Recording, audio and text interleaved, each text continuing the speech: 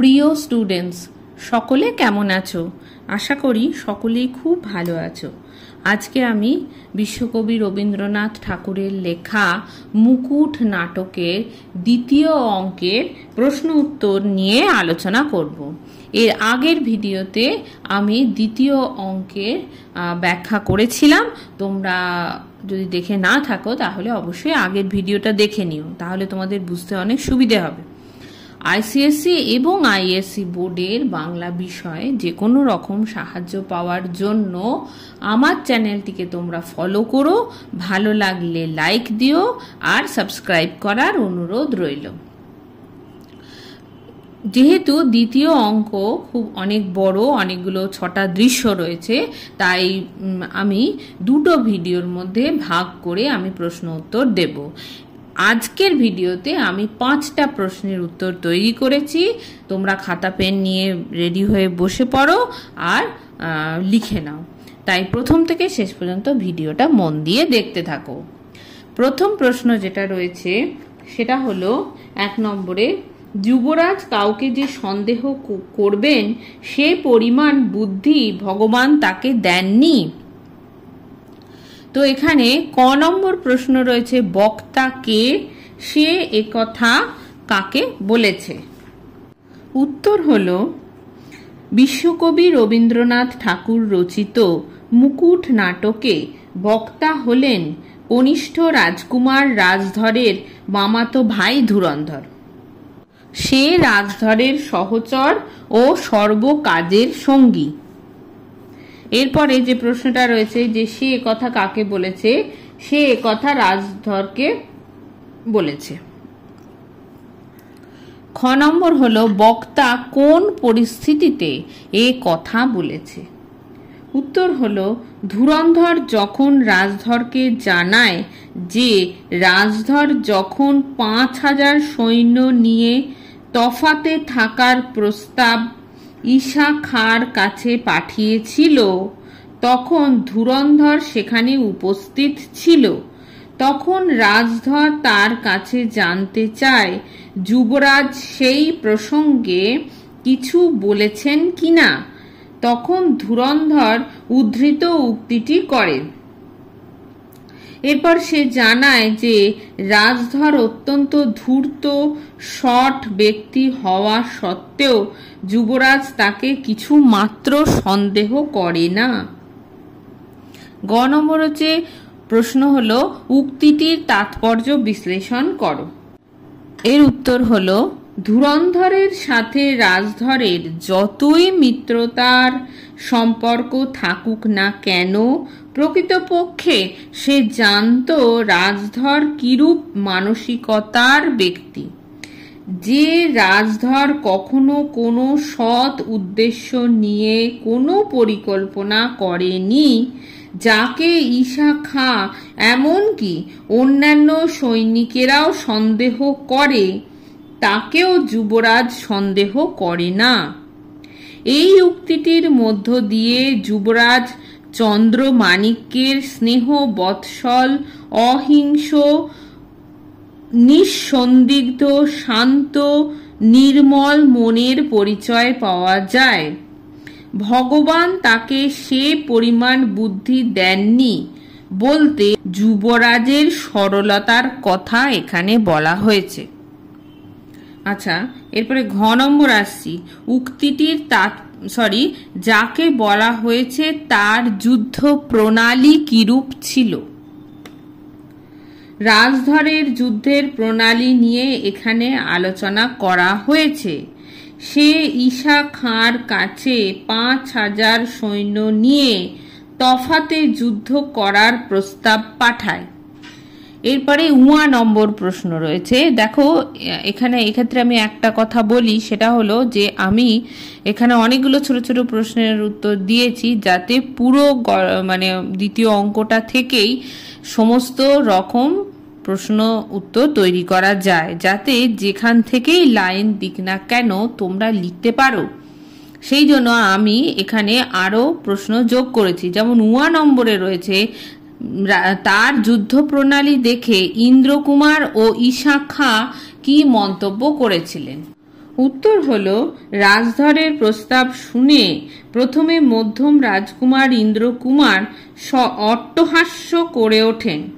আরেকবার বলছি লাইনটা, ইন্দ্রকুমার অট্টহাস্য করে ওঠেন। তিনি বলেন রাজধরের যুদ্ধের প্রণালীটাই ওই রকম, সে যুদ্ধক্ষেত্র থেকে বহু দূরে থেকেই যুদ্ধ করতে ভালোবাসে। সেনাপতি ঈশা খাঁ বলেন যে যুদ্ধক্ষেত্র থেকে রাজধর তফাতে থাকতে চান, সে ব্যাপারে তিনি কিছুমাত্র আশ্চর্য হননি। কিন্তু রাজধর ৫,০০০ সৈন্য সঙ্গে রাখতে চান, সেই বিষয়টি তার ভালো ঠেকছে না।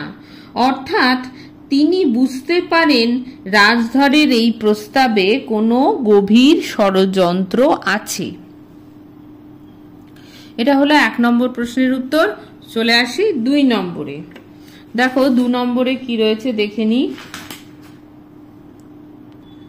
আর কিছুক্ষণ সময় পেলেই তিনি সে দিক থেকে শত্রু সৈন্যকে একেবারে নদীর কিনারা পর্যন্ত হঠিয়ে আনতে পারতেন।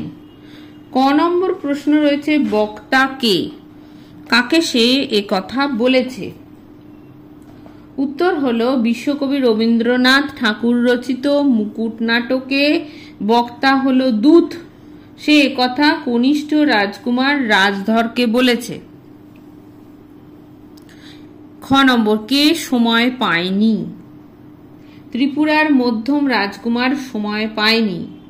আরাকান রাজের সাথে যুদ্ধে যখন ত্রিপুরার পরাজয় হয়েছিল, তখন তফাতে ৫,০০০ সৈন্য নিয়ে অপেক্ষারত রাজধরকে খুঁজতে খুঁজতে দূত ব্যোমকেশ বহু কষ্টে যখন রাজধরের দেখা পায়, তখন রাজধর তাকে প্রশ্ন করেছিল যে যুবরাজের আদেশ কি। তখন সেই প্রশ্নের উত্তরে দূত জানায় যে শত্রু সৈন্যের সংখ্যা তাদের অনুমানের অতিরিক্ত, যুদ্ধ অত্যন্ত কঠিন হয়ে পড়েছে। ইন্দ্রকুমার তার অশ্বারোহী দল নিয়ে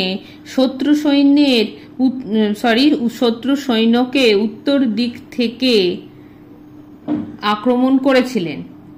আর একটু সময় পেলেই তিনি সেই শত্রুদের নদীর কিনারা পর্যন্ত হঠিয়ে দিতে পারতেন। গ নম্বর আছে কেন সে সময় পায়নি? ইন্দ্রকুমার সময় পায়নি যুবরাজের বিপদের কারণে। শত্রুদের যখন তিনি প্রায় কাবু করে ফেলেছিলেন, তখন তিনি খবর পান শত্রুরা যুবরাজকে ঘিরে ফেলেছে। ঈশা খাঁ সেই বিপদের সংবাদ পেয়েও যুদ্ধ ছেড়ে যুবরাজকে রক্ষা করতে যেতে চাননি, বা তিনি রক্ষা করতে যেতে রাজি হননি। তার মতে তিনি যুবরাজকে রক্ষা করতে যুদ্ধক্ষেত্রে আসেননি, তিনি যুদ্ধ জয় করতে এসেছেন। অতএব ইন্দ্রকুমারকে সেই যুদ্ধ থামিয়ে যেতে হয়েছিল যুবরাজকে রক্ষা করার জন্য। চলে আসি ঘ নম্বরে, যুদ্ধে কি অসুবিধার সৃষ্টি হয়? উত্তরটা হলো যুদ্ধে অসুবিধা ঘটল পারস্পরিক সংযোগের অভাবে। আরাকান রাজের সৈন্য সংখ্যা যতটা আন্দাজ করা গিয়েছিল তার চেয়ে অনেক বেশি হওয়ায় পরিকল্পনা ঠিকমতো কাজ করেনি। তাছাড়া রাজধর ৫,০০০ সৈন্য নিয়ে যুদ্ধক্ষেত্র থেকে দূরেই থাকেন, তার কোনো সাহায্য পাওয়া যায়নি। অন্যদিকে যুবরাজ সংকটে পড়ে যান আর ইন্দ্রকুমার তাকে উদ্ধার করে আনেন। ঈশা খাঁ তার যুদ্ধ নিয়ে ব্যস্ত ছিলেন, সুতরাং কে যে কোথায় আছে, কি তার ব্যবস্থা, তা সঠিকভাবে জানা যাচ্ছিল না। 1 নম্বর প্রশ্ন রয়েছে সে অসুবিধা দূর করার জন্য কি করা হয়? সেই অসুবিধা দূর করার জন্য দূতকে পাঠানো হয়েছিল রাজধরের খোঁজ করতে, যাতে সে তার ৫,০০০ সৈন্য নিয়ে শত্রুকে নতুন করে আক্রমণ করে তাদের পরাজিত করতে পারে। আচ্ছা, এরপরে আমরা চলে আসি ৩ নম্বর প্রশ্নতে। 3 নম্বর প্রশ্ন রয়েছে, তুমি যদি আমাকে আর আমি যদি তোমাকে সন্দেহ করি, তাহলে পৃথিবীতে আমাদের দুটির তো কোথাও ভর দেবার জায়গা থাকবে না। ক নম্বর প্রশ্ন, বক্তাকে সে একথা কাকে বলেছে? উত্তর হলো বিশ্বকবি রবীন্দ্রনাথ ঠাকুর রচিত মুকুট নাটকে বক্তা হলো ধুরন্ধর। সে একথা ত্রিপুরার ছোট রাজকুমার রাজধরকে বলেছে। খ নম্বর হচ্ছে, প্রসঙ্গ কি? আরাকান রাজের সাথে যুদ্ধে ত্রিপুরার ছোট রাজকুমার রাজধর 5000 সৈন্য নিয়ে যুদ্ধক্ষেত্র থেকে তফাতে ছিলেন। যুবরাজ চন্দ্রমাণিক্য রাজধরের সন্ধান করার জন্য দূত পাঠান। অনেক সন্ধান করার পর দূত রাজধরের খোঁজ পান ও তাকে অনুরোধ করেন যে সৈন্য নিয়ে যুদ্ধক্ষেত্রে উপস্থিত হবার জন্য। তখন রাজধর ধুরন্ধরকে জানায় যে সে যুদ্ধক্ষেত্রে না গিয়ে অন্য দিকে যাবে। এরপর সে ধুরন্ধরকে আদেশ দেয় যেন তার শিবিরে কেউ আগুন বা প্রদীপ না জ্বালে। এরপর ধুরন্ধর রাজধরকে তার অভিপ্রায় জিজ্ঞাসা করে উদ্ধৃত উক্তিটি বলেছিল। এটা হয়ে গেল খ নম্বর প্রশ্নের উত্তর। গ নম্বর প্রশ্ন রয়েছে, উদ্ধৃত অংশটি তাৎপর্য বিশ্লেষণ করো। রাজধর ও ধুরন্ধর দুজনেই সমগোত্রীয় ব্যক্তি ছিলেন। দুজনেই ছিলেন শট ও কপট। তাদের কেউই বিশ্বাস করত না। তাই ধুরন্ধর বলেছে, তারা যদি পরস্পর পরস্পরকে সন্দেহ করে তাহলে পৃথিবীতে তাদের কোনো আশ্রয় থাকবে না। একে অপরকে বিশ্বাস না করলে তারা পরস্পরের ওপর নির্ভর করতে পারবে না। এটা হয়ে গেল গ নম্বর। চলে আসি ঘয়। যাকে বলা হয়েছে সেই ব্যক্তির চরিত্রের কোন দিক এখানে প্রকাশিত হয়েছে? রাজধরের অভিপ্রায় ছিল ত্রিপুরা ও আরাকানের যুদ্ধে ত্রিপুরার জয়লাভের সম্পূর্ণ কৃতিত্ব নিজে অর্জন করা। এই জয়লাভের জন্য সে অসৎ পথকে বেছে নেয়। যুদ্ধে জয়লাভের সমস্ত নিয়মকে উপেক্ষা করে সে রাত্রে তার অধীনে থাকা 5000 সৈন্য নিয়ে গোপনে নদী পার হয়ে আরাকান রাজের শিবিরে প্রবেশ করে এবং আরাকান রাজকে বন্দী করবে বলে মনস্থির করেছিল। এই অভিপ্রায় রাজধরের চরিত্রকে বিশেষভাবে কলঙ্কিত করেছিল। সে যেমন একদিকে যোগ্য যোদ্ধার মর্যাদা হারায়, অন্যদিকে তার গুরু ত্রিপুরার সেনাপতির আদেশ অমান্য করে তার অপমান করেছিল। এই ঘটনা থেকে তার মনের হিংসা ও লোভের পরিচয় পাওয়া যায়। তো এটা হয়ে গেল আমার 3টে প্রশ্নের উত্তর। চলে আসি 4 নম্বর প্রশ্নে। দেখো 4 নম্বর প্রশ্ন রয়েছে, তীর ছুঁড়ে হারনি বাবা, রাগ করে হেরেছিলে। ক নম্বর, কে কাকে কথা বলেছে? বিশ্বকবি রবীন্দ্রনাথ ঠাকুর রচিত মুকুট নাটকে ত্রিপুরার সেনাপতি ঈশা খাঁ মধ্যম রাজকুমার ইন্দ্রকুমারকে কথা বলেছিল। খ নম্বর, উদ্দিষ্ট ব্যক্তিটি কোন কথা বক্তাকে বলেনি?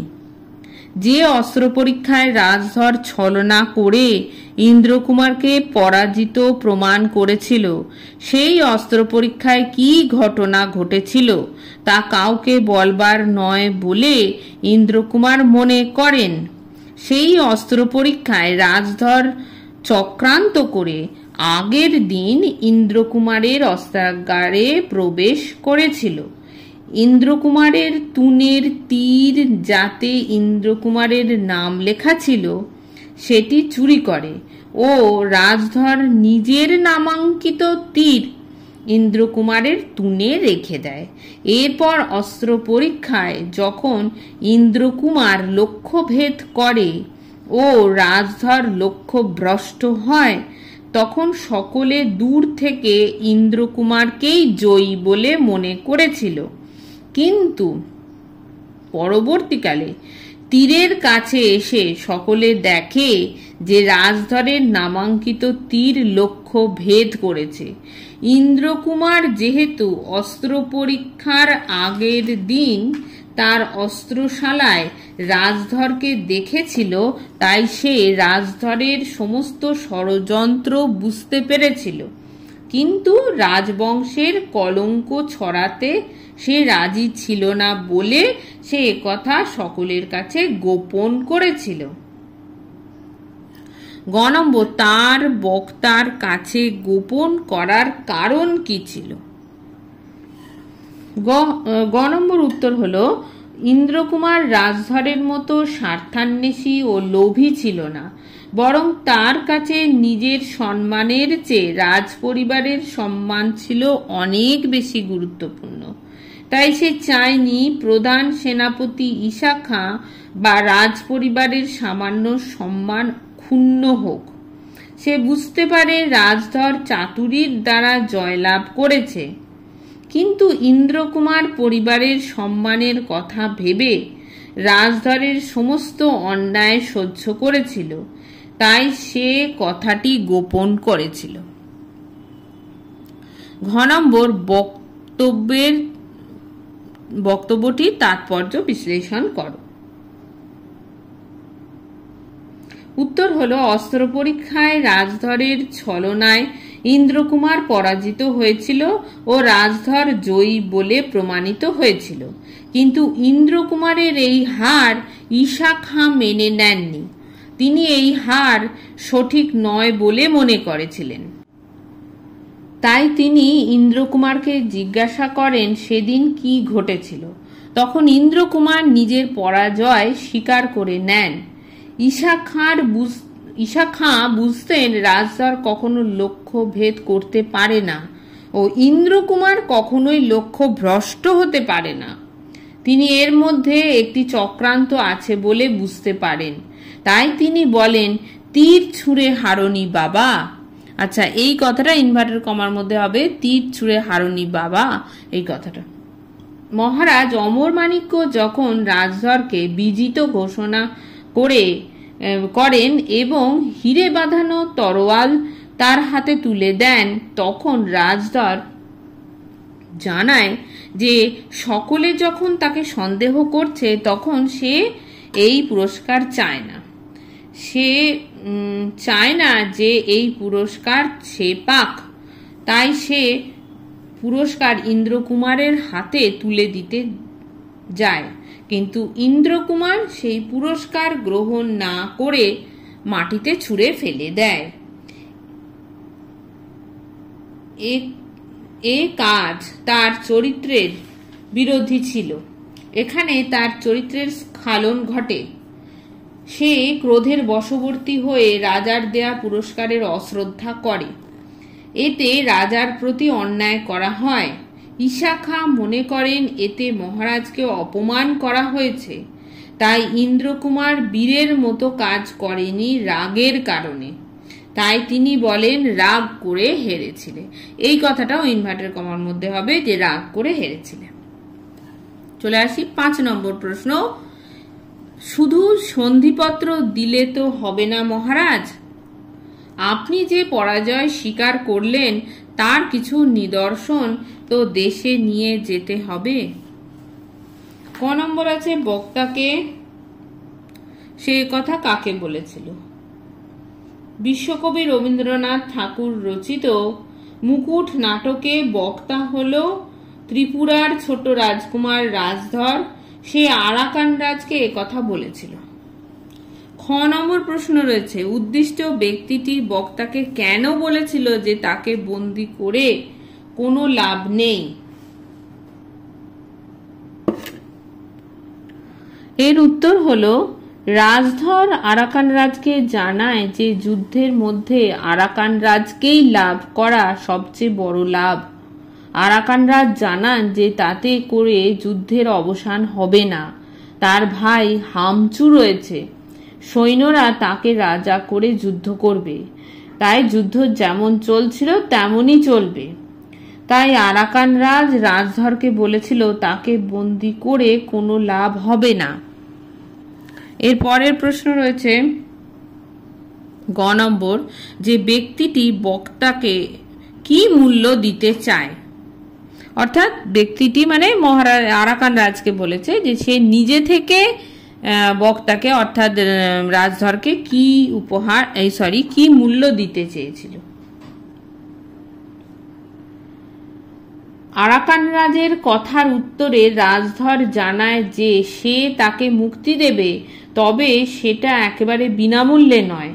আরাকান রাজ জানায় যে তা তিনি জানেন।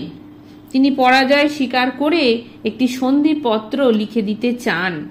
রাজধর জানায় যে শুধুমাত্র সন্ধিপত্রে সই করলেই হবে না, পরাজয় স্বীকার করার নিদর্শন স্বরূপ কিছু স্মারক দিতে হবে।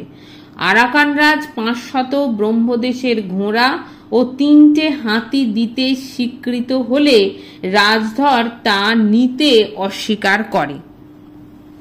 চলো ঘ নম্বর প্রশ্ন, এই ভিডিওর শেষ প্রশ্ন 5 নম্বরের। বক্তা ব্যক্তিটির কাছে নিদর্শন হিসেবে কি দাবি করেছিল? উত্তর হলো রাজধর তার 5000 সৈন্য নিয়ে রাতের অন্ধকারে নদী পার হয়ে আরাকান রাজের শিবির আক্রমণ করে রাজাকে বন্দী করেন। আরাকান রাজকে সেই বন্দিদশা থেকে মুক্তি পাওয়ার জন্য যথেষ্ট মূল্য দিতে হয়েছিল। রাজধরের কথায় আরাকান রাজ তার মাথার মুকুটটি খুলে রাজধরের হাতে তুলে দেন। তাছাড়া শীঘ্রই যাতে যুদ্ধ নিবারণ হয় সেই মর্মে প্রধান সেনাপতির নিকট একটি আদেশপত্র লিখে তিনি পাঠিয়ে দেন। ত্রিপুরা রাজের সাথে সন্ধির নিমিত্ত একটি সন্ধিপত্র তিনি লেখেন।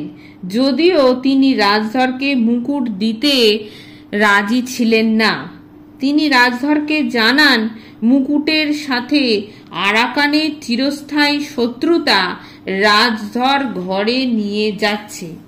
যতদিন না তিনি মুকুটটি ফেরত পাবেন ততদিন তার রাজবংশের শান্তি থাকবে না। এটা হয়ে গেল মোট 5টা প্রশ্নের উত্তর। এর পরবর্তী ভিডিওতে আমি এই দ্বিতীয় অঙ্কেরই আরো কয়েকটা প্রশ্নের উত্তর নিয়ে আলোচনা করব। তোমরা যদি কিছু বুঝতে অসুবিধে হয় তাহলে কমেন্ট বক্সে অবশ্যই লিখবে, আমি উত্তর দেব। দেখা হবে পরবর্তী ভিডিওতে। সকলে খুব ভালো থেকো।